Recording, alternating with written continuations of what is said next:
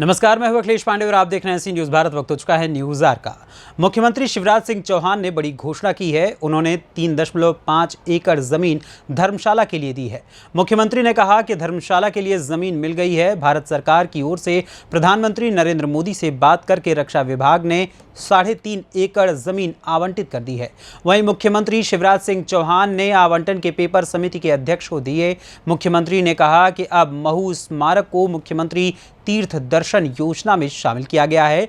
बाबा से जुड़े अन्य स्थानों के दर्शन मुख्यमंत्री तीर्थ दर्शन में करवाए जाते हैं। अब लंदन जाने के लिए भी सरकार मदद करेगी।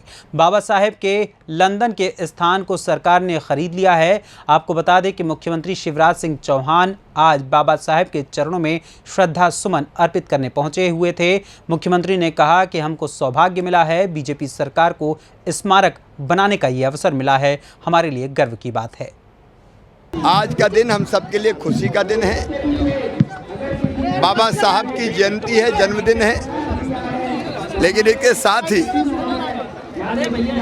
बहुत दिनों से श्रद्धालु और हमारी समिति के लोग मांग करते थे कि यहाँ और भूमि उपलब्ध हो जिस पर हम यात्रियों के आने के लिए सुविधाएं विकसित कर सकें और कोई काम कर सकें।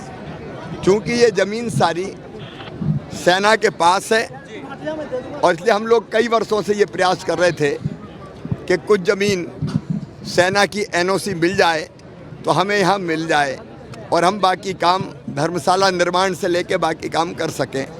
मुझे बताते हुए प्रसन्नता है। प्रधानमंत्री जी का मैं आभार प्रकट करता हूँ, रक्षा मंत्री जी का आभार प्रकट करता हूँ।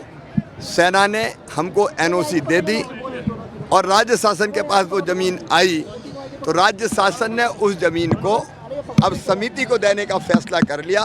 समिति के साथ मिलके सरकार भी सहयोग करेगी और वहाँ क्या बनाना है यात्री और श्रद्धालुओं की सुविधा के लिए वो हम काम करेंगे। आज तो वो ज़मीन की मांग पूरी हो गई। दूसरे 5 तीर्थ जिनमें से 4 तीर्थ अपने देश में हैं, हम सब जानते हैं। महू जन्मभूमि है, यहाँ भी स्मारक बनाने का सौभाग्य हमें प्राप्त हुआ और उसके अलावा उनकी दीक्षा भूमि, चैत्य भूमि, महापरिनिर्वाण भूमि, शिक्षा भूमि, उनमें से शिक्षा भूमि लंदन में। तो जो मुख्यमंत्री तीर्थ दर्शन यात्रा होती है उसके तहत जो 4 स्थान भारत में हैं वो तीर्थ यात्रा के लिए जोड़ दिए गए हैं। और लंदन के लिए जैसे हम कंबोडिया या बाकी जगह के लिए सुविधा देते हैं, अनुदान देते हैं, तो उस योजना को लागू करके श्रद्धालुओं की इस इच्छा को भी पूरा कर पाएंगे कि वो 5 तीर्थ के दर्शन कर सकें।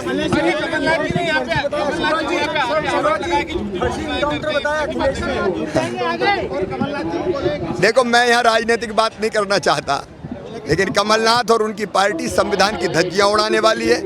अगर झूठ बोला तो उनने बोला, कर्जा माफ़ नहीं किया वो कई बार कहते, मैं कहना नहीं चाहता था। मेरा कसूर क्या है? तुम्हारा कसूर ये है कि तुमने कर्जा माफ़ नहीं किया।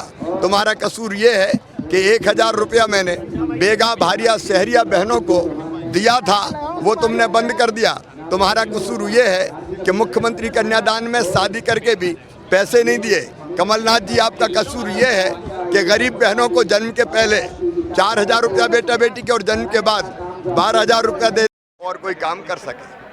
क्योंकि ये ज़मीन सारी सेना के पास है और इसलिए हम लोग कई वर्षों से ये प्रयास कर रहे थे कि कुछ ज़मीन सेना की एनओसी मिल जाए तो हमें यहाँ मिल जाए और हम बाकी काम धर्मशाला निर्माण से लेके बाकी काम कर सकें।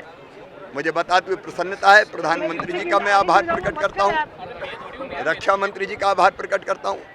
सेना ने हमको एनओसी दे दी और राज्य शासन के पास वो ज़मीन आई तो राज्य शासन ने उस ज़मीन को अब समिति को देने का फैसला कर लिया।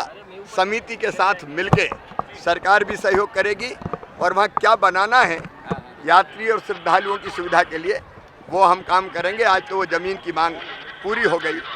दूसरे 5 तीर्थ जिनमें से 4 तीर्थ अपने देश में हैं, हम सब जानते हैं। महू जन्मभूमि है, यहाँ भी स्मारक बनाने का सौभाग्य हमें प्राप्त हुआ और उसके अलावा उनकी दीक्षा भूमि, चैत्य भूमि, महापरिनिर्वाण भूमि शिक्षा भूमि, उनमें से शिक्षा भूमि लंदन में।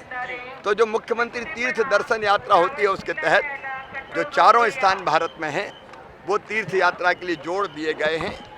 और लंदन के लिए जैसे हम कंबोडिया या बाकी जगह के लिए सुविधा देते हैं, अनुदान देते हैं, तो उस योजना को लागू करके श्रद्धालुओं की इस इच्छा को भी पूरा कर पाएंगे कि वो पंच तीर्थ के दर्शन कर सकें।